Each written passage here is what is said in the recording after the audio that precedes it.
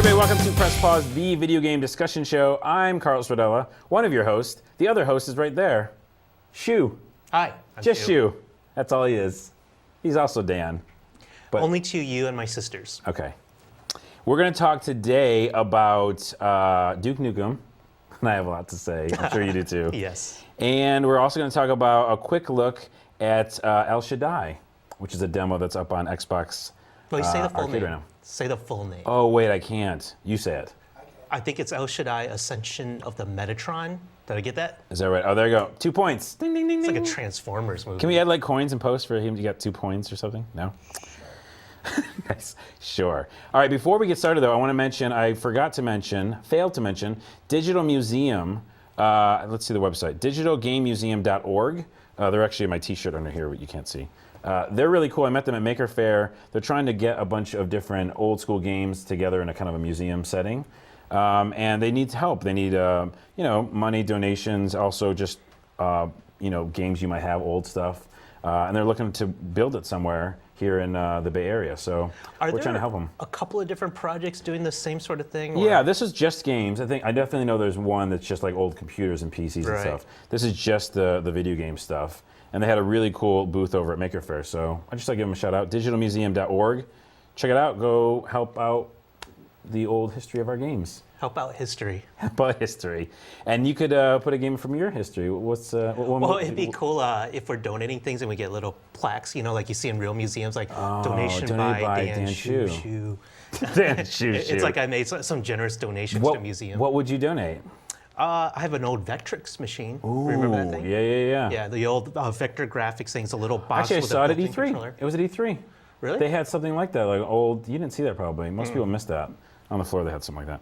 I would donate Earthbound. It's actually what I put there in the little. Oh, really? Yeah. You should probably eBay that, make some money. Nice, I should. Before we get started though, in the actual show, I actually recently picked up Cubic Ninja for the DS because there's no games for 3DS, and this is one of them, so I thought I'd get it.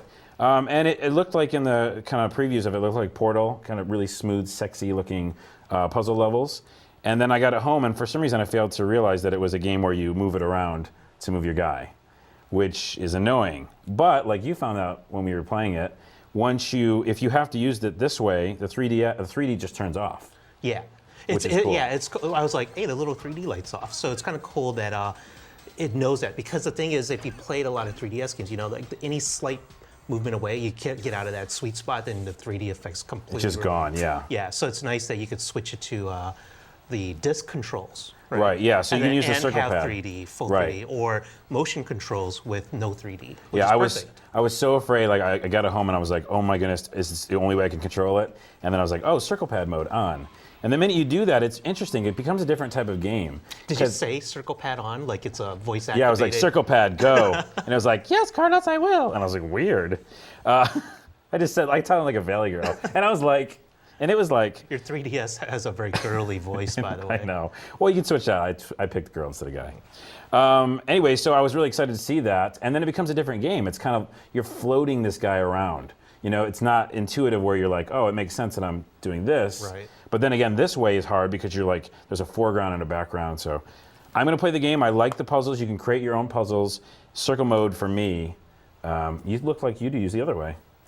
I thought that was neat just because it's all momentum and movement, right? And you're moving a level, not the character. Right. So I kind of like doing this, but I mean, honestly, I only play, just because you showed it to me before the show started, so I only played the 2 levels. Yeah. And I don't get it so far. Yeah. Because all it is and like, I don't know what I was playing. Get this guy to that hole, to the exit. I'm like, well, there's some probably more to it. Yeah, there's power-ups. You can shrink the little guy, and there's lots of different little things you can do with it. But anyways, thought I'd mention it. Go check it out, but if you're weary of the 3D stuff, use the circle mode. And then just say it and it will work. Just voice activated. Circle mode. Let's do Duke Nukem review. Are there graphics, right? No? Okay. There will be. You'll see something. Let's talk about Duke Nukem. Who should go first? I'm really afraid. I'm not afraid. I think I'm okay. You scared? I'm scared what you're going to say. Just scared some PR group might ban you? No, yeah, nice. For talking about that? We are going to talk about it. Let's do it. So Duke Nukem, to give you some background, we talked about this last week. I love Duke Nukem 3D. I played that to death. I used to play it online all the time. I love just being able to take a shooter into the real world, right? Like office buildings and theaters. Yeah. And at the time, that was really new and it was really cool. Pre-postal. Yeah, and all these cool weapons that were great for multiplayer, like shrinking someone and then stepping on them, freeze raying them, and then you had to run up and smash them and things like that. Yeah, yeah.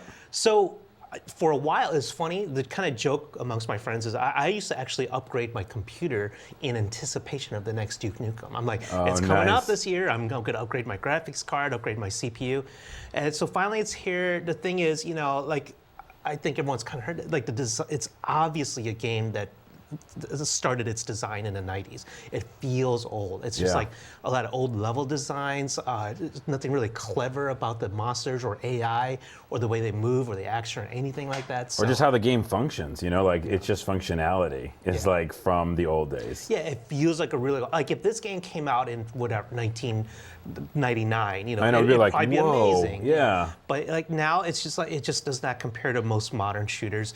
And the other thing too is, I think Duke's kind of jokes, that kind of humor might have worked the first time around, and now it's just kind of like... It's played out. It's gone. It's like... all right, I'm going to go to the next level and talk like this. And I'm going to do some sexual reference. Oh my goodness, he's showing sex in a game. Yeah, back in the day when like Atari, had like, the first like bare breasts or something, or when it was controversial, that kind of made sense. Like, oh, he's being... But now we've seen everything, and it's not like that, Witcher and stuff like that, you just have sex with people. It's like, we can have sex we can with our argue video that. game characters. We don't need to. We don't need jokes about sex. Okay, so just starting off the game, when you look down at your feet, just even like looking down at your feet, it's broken. It's like broken looking at your feet. Wait, did we talk about this? Do you like to look at your feet for first-person shooters? No, I don't. Some people do that. There's like this... But it should work, though, or it should just not let me see all the way down there. I just thought it would stop. Like, a first-person shooter just stops usually at a certain point, right? You don't, like, it, like, literally looked at, like, my torso down. I don't remember all the shooters doing that. Anyways, it was broken, and as I, like, would walk to a table, it would just, like, there's no collision detection on that image of my feet. It's just whack. And then what a weird thing to criticize. I'm saying that I started the game, looked around, and felt like it was broken. Oh, okay, all right. And then I wanted to hit people in the very beginning because this is Duke Nukem. I'm supposed to be like this badass, right? But they neuter you for the beginning of the game. You can't pick up weapons, you can't punch people. So people are just walking, and I'm like, I want to be Duke Nukem here, and you just kind of like, you're just kind of going through the motions. Yeah. Then when you actually get into it, though, you picking up things like you pick up these little like shards of metal or something, you throw it at bad guys, it kills them instantly. Like that again is a '90s thing. Like shouldn't that do some damage and then you have to fight him? Right. You throw it and like animation down, monster dead. And then when again, in a lot of these kind of games, I go around and look at the world. I pick up like the soda cans and you pick up cigarettes. You can't smoke them. You can throw them.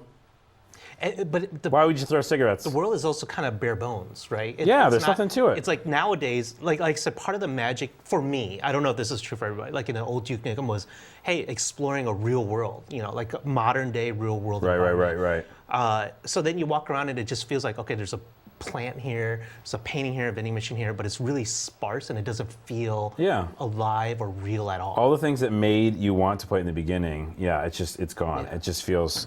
It's bad, man. It's really, really bad. And I felt like I played the pinball for a while because I didn't want to play the game. It's like, I'm just going to play this pinball, which was also bad. And there's some jokes in there that are just like, I feel like anyone could write these jokes, Like I'm not Like you could write them? Even I could do it. I'm not a funny guy. I don't know how to write. I can attest to that. And but even like the when he sees Master Chief's armor, right? Oh, you see that yeah. part? He's like, oh, it's something like power armor is for pussies, and it's like, Yeah, it's pretty funny. Anyone could write that. Yeah, it's like, it's you could write power armor for pussies all day long. I write it a million times on my notepad. Speaking of writing, they let you draw in this game from early on, like with your controller, and it's totally broken. You know what I drew? A penis. Penis. Yeah. I knew this, but at some point you had to like do a signature, an autograph for somebody, and my autograph's like Try drawing a penis. Simpler than trying to write a name or something. They should just left that out. Last thing, QuickTime events. Don't care about them anymore. Okay, great. Here's the boss. Hit this button a bunch of times, and that thing with the spaceship in the very beginning, you're fighting the spaceship. It's the cheap death thing, where like you get hit once, if it comes back around, you get hit again, you're dead. So you get cheap deaths, bad gameplay, collision detection from the 90s. This is a piece of garbage. Yeah, and then we talked a little bit about this last week, so I don't want to get too much into it, but multiplayer is so disappointing. Oh, right, Like I yeah. said, it used to be one of the selling points of Duke Nukem 3D, right? Again, all these cool weapons and things Yep. that could happen that you interact with people. Like I had stories from like my old Duke Nukem 3D days, right? Yeah. Like my friend would run away from me, jump in an elevator. I suspected he's waiting at the top of the elevator for me, so I threw in a pipe bomb, sent that up, and blew him up at the top. Things like that. You can't do any of that. It's a little- Stories with Shu. I think we should have a Yeah. separate section. It's really spazzy now. It's kind of hard to aim. It just doesn't feel precise, and Yeah. there's no way anyone's going to play this over even Call of Duty or Oh, yeah. or Halo or anything like Yeah, that. so if the multiplayer is gone, Yeah. that as an option, and then the first player is just rubbish. Mm-hmm. So this is a forget it for me. Yeah, Right. is that one of our ratings? We got get it, forget it, and meh, right, Meh? Scott?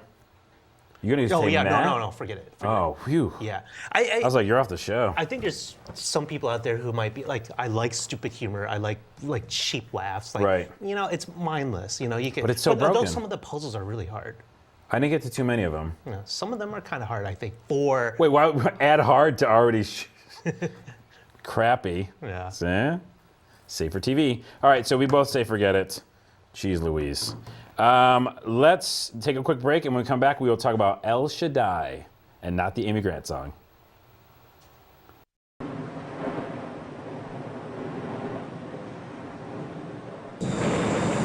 Dude, man, I don't know if we're gonna get down, man. Our port engine's on fire. Oh, that's terrible. Yeah.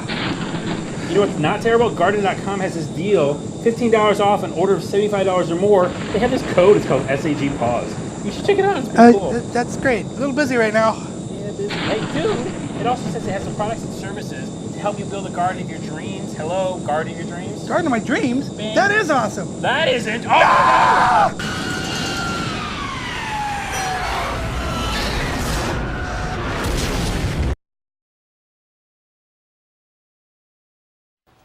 Hey everybody, welcome back to the show. Now we're going to talk about El Shaddai, which is a demo that I played and had you play. it means God. It means God. Good job. I just told him that in the break, just so you know. He didn't know that. I'm gonna get you back. See, El Shaddai does mean God. Thank you. It's a Judaic name for God. El Shaddai is conventionally translated as God Almighty. This game definitely has a biblical slant to it, having to do with angels and whatnot. What do you think of? Do you understand what's going on? I have no idea what's going on in the game. That's the whatnot part. Yeah. Let me read real quick from the beginning. It says in the game, by the way, this is from Ignition. Isn't Shane over there? Yeah, former coworker of mine at EGM. Well- he's now at VP there or something. Awesome. The actual game website says, in the beginning, God appointed a group of angels to watch over the world. These angels were called the Grigori. Over the ages, they became fascinated with humans. Until succumbing to temptation, they abandoned heaven for earth. All right, and answer game. So what did you think of the game, though? Like, it has a really weird background. Yeah, confusing. well, about that confusing part, right? There's it's almost like some scriptures thrown in there. People talking, you don't know who's saying what. It doesn't make any sense whatsoever. Yeah. But I've kind of grown to accept that over time because Japanese game, I'm not gonna always understand what they're going for here. So I'm just looking at it from a action and aesthetic point of view. Yeah. So yeah, I mean, action's pretty simple. We're talking about the demo, right? And what we Yeah. played at E3, We played- the yeah. demo that's on Xbox Live now. The visuals, I think, are probably Amazing. the immediate thing that you would notice, right? It's like Yeah. really cool visual style, very few colors, minimalist background, stuff going on, and then you're just kind of, you can see from the screens, from the video, like what the game looks like. It's a very neat style. And for that reason alone, I want to keep playing. I know, and then it gives you the to be continued, like at the end of the demo, and you're like, oh yeah, I do I want think to that's see. for me. Like, you want to hear more of what I have to say? Come back next week. It doesn't say that. Yeah, it reminded me of Rez almost in a way, right? Like some graphics that I haven't seen before. Like when I played Rez, I was like, whoa, you could do that? That makes sense. Or like just a different artistic direction. Like literally scenes as you're walking upstairs, there's scenes that change as you walk up the stairs. So it used to be this one environment, now it's another environment. And there's a face in the sky, and it felt Miyazaki or something. It felt like really cool looking. It's like organic. It's always moving around. It's changing, but again, very minimalist. So it's very striking. So it's a kind of game like you're walking around something like E3, or you just can't help but stop, but kind of want, like, what is this? What's going on? Yeah. You know. Go ahead. No, I was going to say with the action, you were saying how it was very simple. It did feel good. You know, it felt like a Devil May Cry or something like that. It felt fun to do the action, but it seemed like you had to take certain weapons away from people, right, and cleanse them. Right. Very spiritual Purify there. them, Purify right. them.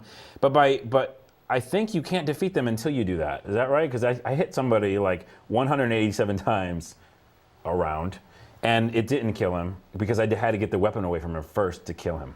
I think some characters are like that because some of the easier, like Oh, the little gremlin those guys guys or you whatever. could eventually defeat, But some of them, main kind of like, hey, we're stopping here and you got to fight these guys. You've got to take away their weapon. And I think ultimately, kind of a little because the annoying. visuals are like, they're very cool. You want to check them out, but I think the long-term playability is in discovering all these weapons they could steal and what you could do with them. You know, are they going to be upgradable or something? I'm not sure. Right, later on in the demo, you see that you can actually choose between the ones you've gotten, I think, right? Like there's a thing on the board. So we had that one that's like a blade that kind of looks like a circular blade with a lot of smaller blades on it, and then so that's a melee weapon. There's another one where you steal his darts, and you can have like weaker but long distance, really quick attacking things. Yeah, those were cool to use, but definitely there's like a million hits to like do anything to somebody. Yeah.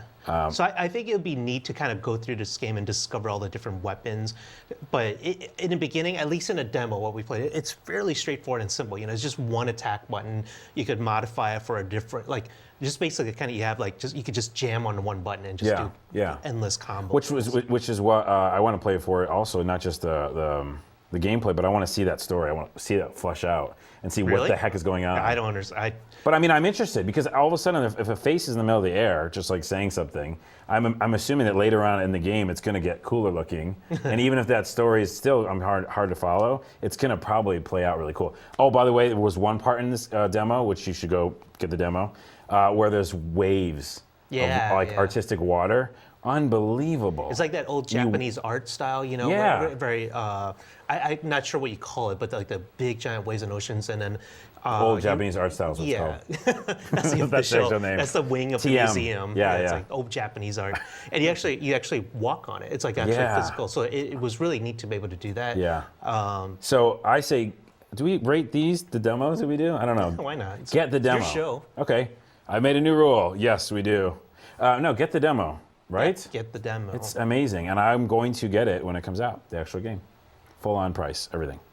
That'll do it for the show. Anything else you want to add? No. I think I'm good. Let's have you Twitter asked us. Which sounded weird. Twitter at us, please, Press Pause Show.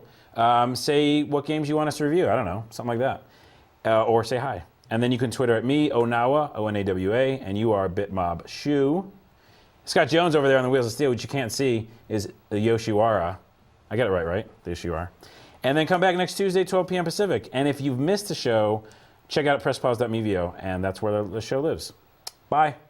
Wait, you're signing off. Wait, no. You didn't stop it, did you? Game over. No? Why don't you do it? Watch, ready? Wait, hold on. And that's the show today. Game over. No, that wasn't a minute Simple. better. Yeah, you're you're too into it. Watch, let's do it together. And that'll be the show. Game over. Oh, wow, that's bad.